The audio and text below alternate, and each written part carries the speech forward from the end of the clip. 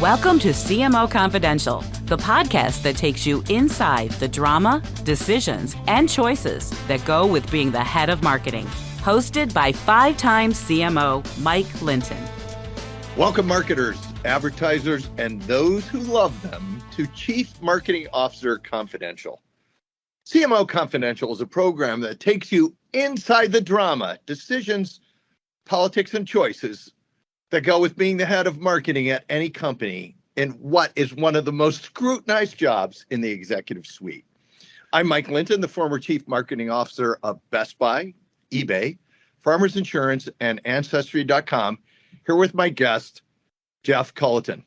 Jeff is actually the president of the Adcom group located in beautiful Cleveland, Ohio, where we are actually shooting this session. Jeff, I think you should tell us a bit about yourself and the Adcom group before we begin. So first of all, the flattery that I feel right now to be included in something that duns you is on a biblical level. So Adcom is, I love, I think everything you've done with the show has been really cool so far. So Adcom is, like you said, it's based out of Cleveland. It has been based here. It's 32 years old. We've been doing, it's roughly 120, 130 person agency, full service, with just this really neat client roster in healthcare, financial services, transportation. And then we do some fun stuff. We do craft beer and school supplies and, some kind of random stuff out there. So it's the kind of agency where, we fly a little under the radar. We're private and we're not a part of one of the holding companies, but I lovingly refer to us as a SEAL Team 6, where we are just built to do some really, really amazing creative strategic work. So I've been the president here. I've been with the organization for 7 years. I've been the president for the last 3. Before I was with Adcom, I was part of the startup community, which was both amazing and extraordinarily taxing at the same time. So, it's what an unbelievable home to find, and it allows me to interact with people like you. Nice. Well, thank you. And what's not to like about school supplies and craft beer being in the same place? I mean, if you don't think that combo goes together, then I don't want to hang with you. So here we go. Today's topic: how to manage an agency bake-off without crushing the soul of the agencies involved. And Jeff is in a unique position to see this, but here's the setup, everyone. Companies often decide they need a new front end for their go-to-marketing efforts. And that involves putting out a thing called a request for proposal, or RFP, to a small group of agencies, and then letting them compete for the business over a specified time period in what is almost always a winner-take-all contest. So there's going to be a lot more losers than winners. Jeff is an RFP veteran, having been through this as both a lead agency and a specialized agency. And so, Jeff, talk us through what happens when a bake-off is announced, when you're at the agency. Tell me what goes on. It's the most masochistic bake-off possible, first and foremost. But when to start from the beginning, agencies typically, there's one of two ways to kind of look at this: is we're only going to go after stuff we're hyper focused in, or we're going to go after everything. We're going to take all the opportunities we can. But what really happens once you decide to say yes to being engaged in an RFP is kind of like a huge amassing of forces.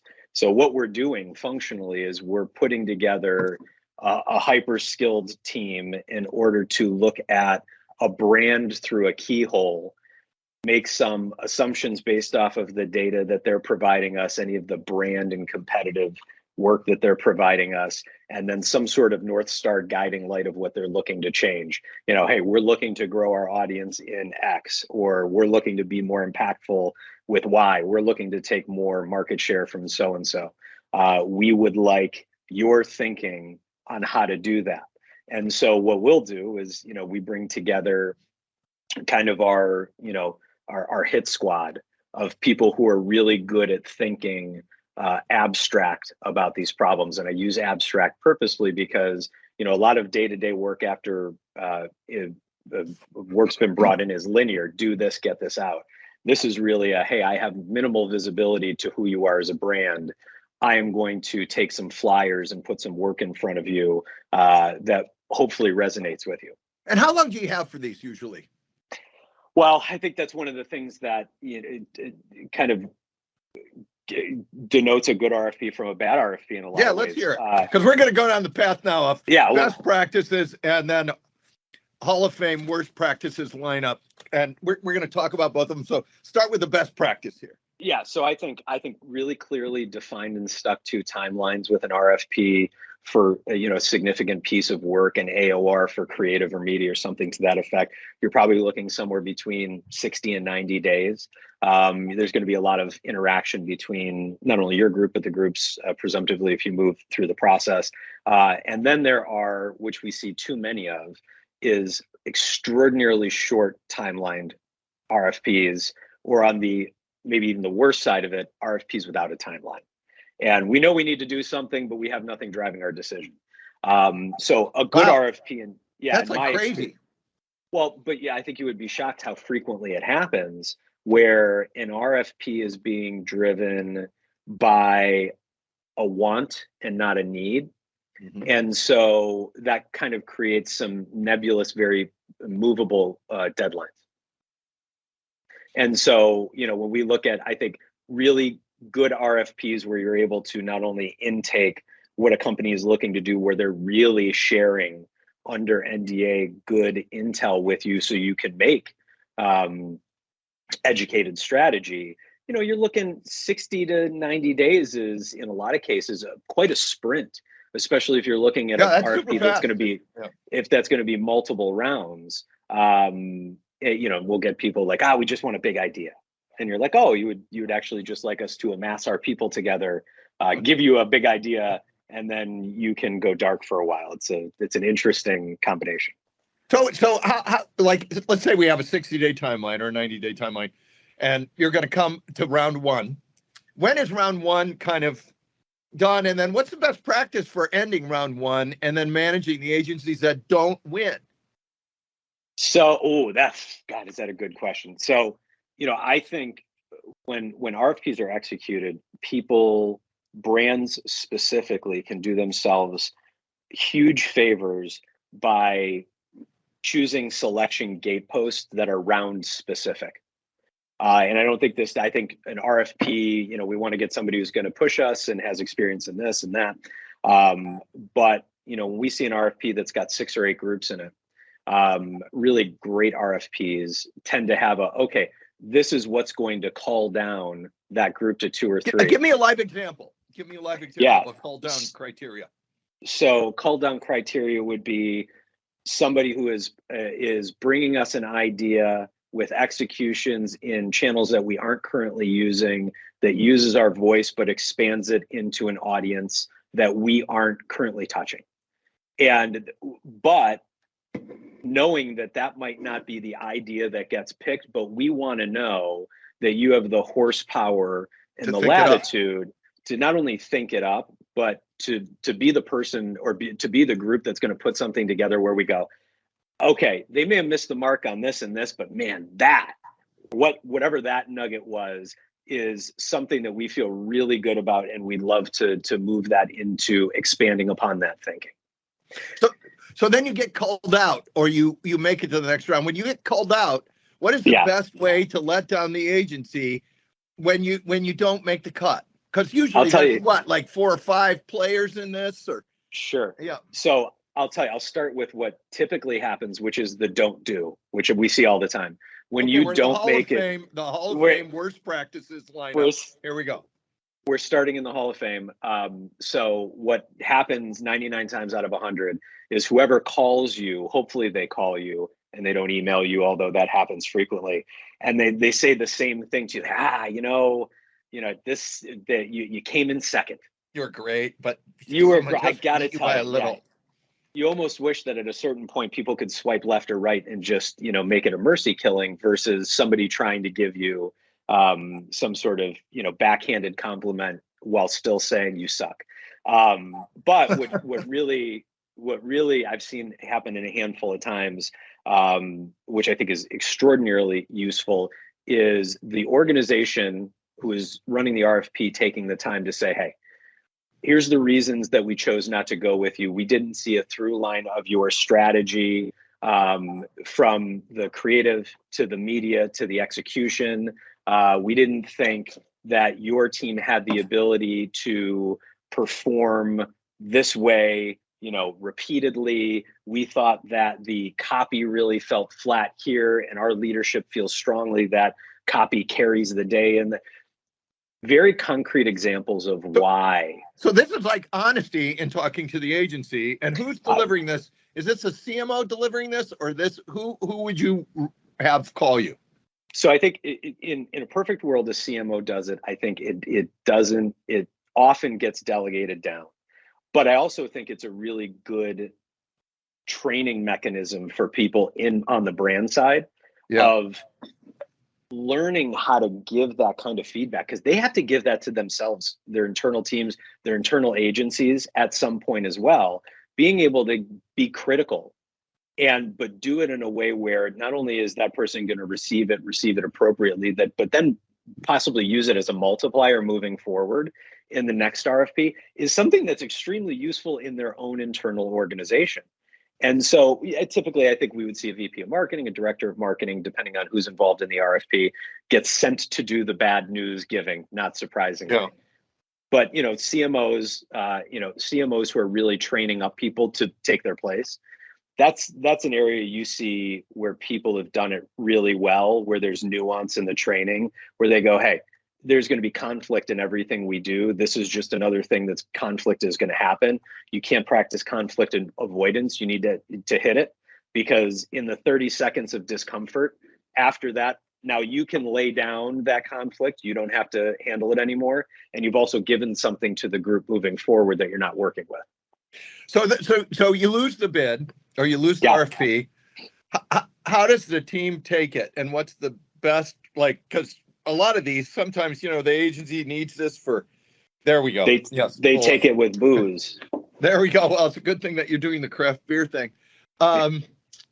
So tell us some other best practices you would see. Do agencies get paid for their try? Oh, God bless your heart. So we never get paid for our try.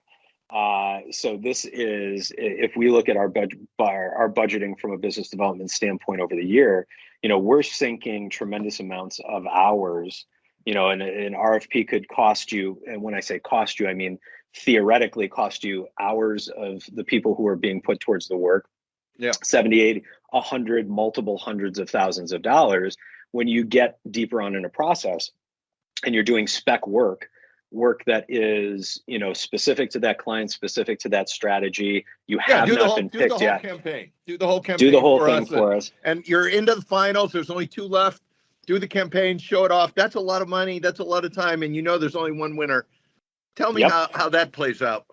And well, I always jokingly say that's one of the things I'm going to miss when my career is over, the juice of all of that. But it really, that's a tense period for everybody, because, the feeling of a vulnerability, I'm putting this thinking out there. I think it's really strong. I hope they've given me all the information I need to really resonate with who's making the decision. And then in a lot of cases, you're going out and you're contracting talent. You're contracting voiceover. You're going out and you're using crews. You're paying for crews to do video production and things that are significant, meaningful, and are actual out of pocket expenses to you.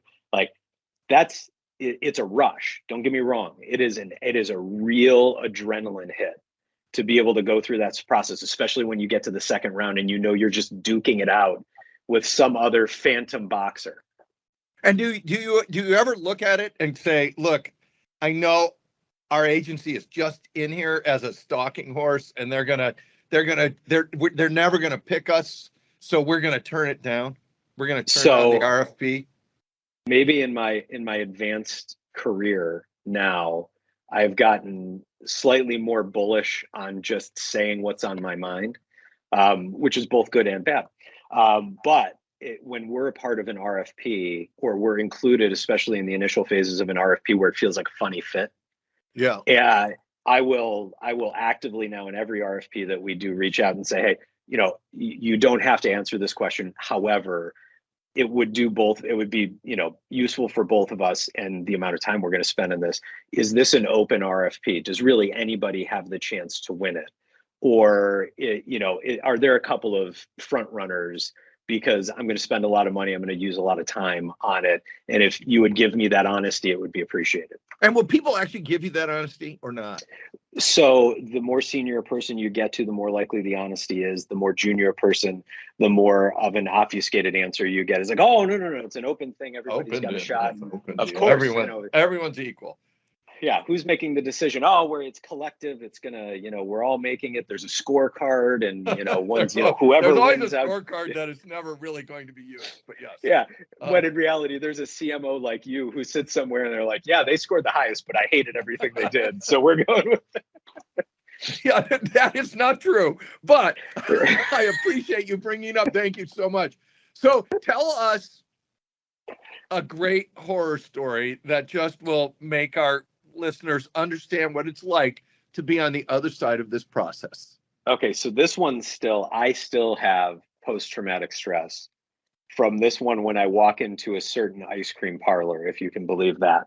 Okay. So this RFP actually happened when we were the incumbent agency. We've been doing work with a very large CPG group for a handful of years. By all accounts, the work, the relationships, everything was in a very good spot.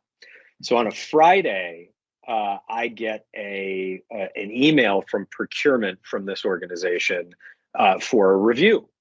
And it came to me as quite a surprise as the time it came, the fact that it came from procurement, and that there was no heads up from the people in the business that we were doing work with. And so I made a phone call to the CMO, and they're like, don't worry about it. It's a formality. This is this is not a big deal. You guys are doing a fantastic job, and just go through the paces of it, but don't put too much effort. Like, don't go crazy on this. And I'm like, all right. So, we spent the week and we answered this review, and which is extraordinary. That's an or an RFQ or an RFI, a request for information. Right. It's a prelim. And so at this point, my wife and I, our kids are both very young, probably 2 and 1, and we're having ice cream at a local ice cream shop, and I'm enjoying it. I'm having some vanilla ice cream in a waffle cone. I can picture it vividly. And then I see an email pop up on my phone. Now, granted, this is 1 week after, and this is multi 7 figures worth of business to us. Yeah. And the email, just the subject line reads RFI response. And so I open it up because it's 6 o'clock on a Friday night, and it in that email says, "We regret to inform you, you've not been chosen for this." So I immediately go into a 1,000-yard stare, am cold sweated all over my body, not least of which reason knowing that this is a significant piece of revenue for the company and for myself. Right. And my wife looks at me and she's like, what happened? And I handed her my phone, and I just remember, I know the window, just staring out this window, and absolute amazement as my ice cream. I couldn't finish my ice cream, and I love ice cream. And you could have gone and got the rocky road, because I'm certain after this it was going to be a rocky road with that client. Absolutely. So now when I go to that ice cream shop, which still does happen, I have to sit with my back to that window that I was staring out of when I got that news. So wait, when you called up the company and said, what happened? What did they tell you? So when you boil it down, they said, oh my God, I'm so sorry. It was a procurement driven RFP. Procurement chose to move on with, XYZ pieces of this based off of a criteria that you all weren't large enough to handle our multinational business. We are very, US, Canada, Mexico centered. When you get into the European Union, or what was the European Union, Asia, we're just not big enough to really, extend into those places. And whether or not that was the actual information, what ended up happening is they ended up going with a holding company, Publicis, and a series of Publicis agencies, which makes all the sense in the world. And I can be completely fine with if that news is delivered. Hey, the business has chosen that we need a unified global holding company in order to carry this torch. You're like, well, shit, man. Okay. I can't deny that. And that's not what I am. Yeah. Instead, it ruined my vanilla ice cream. I'm sad. So tell us about, if you're giving CMOs or heads of, agency relations in either B2B or B2C business, how do you, what one or two pieces of advice would you give them going forward? So the sharing internal audience research is such an unbelievably powerful thing for an agency. And sure, we're all under NDA during these processes, but I see it happen not as frequently as it should. We can't do our best work unless we have all the information. It's one thing to say, hey, somebody's got craft beer experience here. They know the entire craft beer market, in ubiquity. Sharing internal direction is it's paramount. And then also being really prescriptive and having the honest internal conversations about what do we as an organization need to be pushed on? What are the things that are non-negotiables for us? And how can we articulate those to our agency partners in terms of what's going to get you through this process? Because ultimately, what I think a North Star is really useful in this is what is going to win this is when a CMO in an organization can say they've had the honest conversations internally, we know what we need, we know where we're deficient. What is going to win this RFP is this before you start is such a benefit to everybody. Because then I think you get the best work. Because that's clarity of outcomes. That is really give us a clarity of the game, give us clarity of the outcome, give us the rules. Give us the rules and then stick to the rules. I hear you. Okay. And because I think that's one of the things where we typically see these things go off kilter is we don't have a North Star, and then communication during the process is flowery. It is, we will communicate with you during this milestone to announce whether or not you've made it through. That doesn't actually help get the organization the best work. Having the kind of open relationship in these RFP processes where somebody can present to you and then you can pick up the phone after and be like, hey, that was a dud. What just happened? You're really like, oh my God, we thought about it. Our presenter had COVID and still tried to, get through it, blah, whatever the case is. But, that open level of communication is, if I'm being perfectly honest, is the most attractive thing for us, because if we win the business, we're going to be married for a bit. Yeah.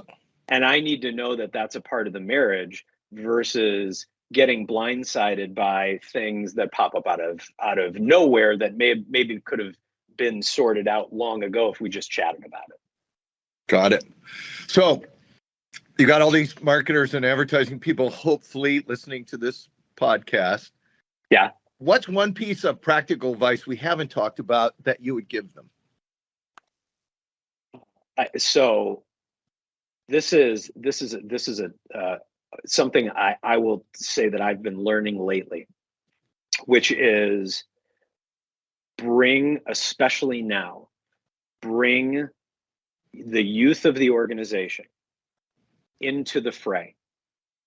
Allow them to sit on the periphery and watch these processes happen. It's a real baptism by fire to get thrown into your first RFP.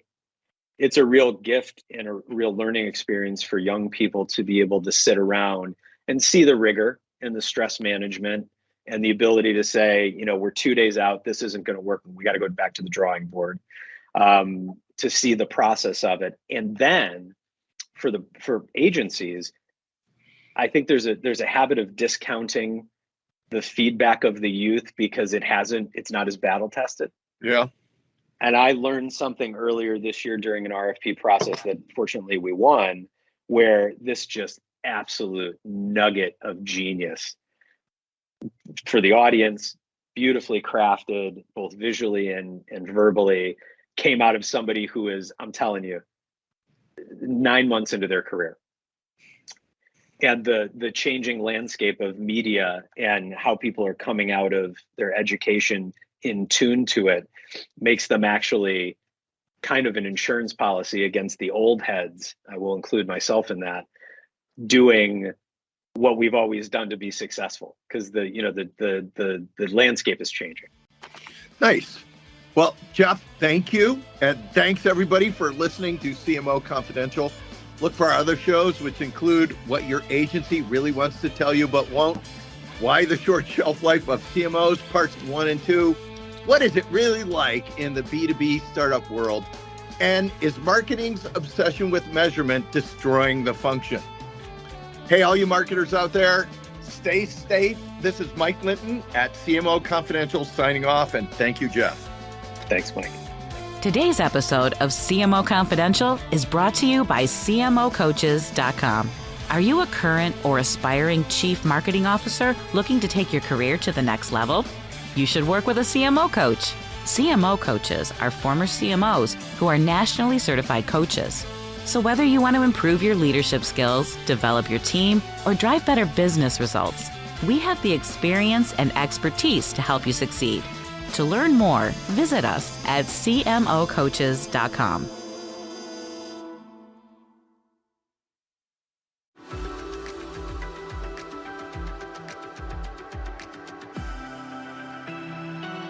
Are you tired of the same old productivity hacks? Have you read the top 20 books on effectiveness, and yet your workdays and email inbox still causing anxiety, burnout, and even depression? Ready to learn the latest in brain-based modalities, techniques, and technologies to optimize your success and well-being? Welcome to the Focus to Evolve podcast, where we'll illuminate your path to spacious productivity and balanced thriving. Each week, we dive into deeply insightful and immediately impactful methods to help you become highly effective while promoting health, profitability, and well-being.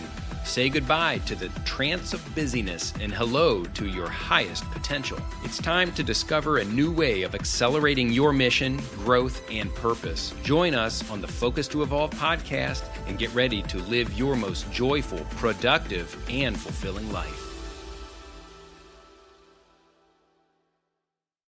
Hi, my name is Sarah, and I want to tell you about my podcast called Can I Offer You Some Feedback? I'm a business consultant and executive coach with over 20 years experience in change management, leadership development, and naturally providing feedback to high performers. My podcast is for those of you who have a complicated relationship with feedback, whether giving, receiving, avoiding, or seeking. Feedback is essential for our development. In each episode, you'll hear from real people across industries with their ideas, perspectives, and best practices on feedback.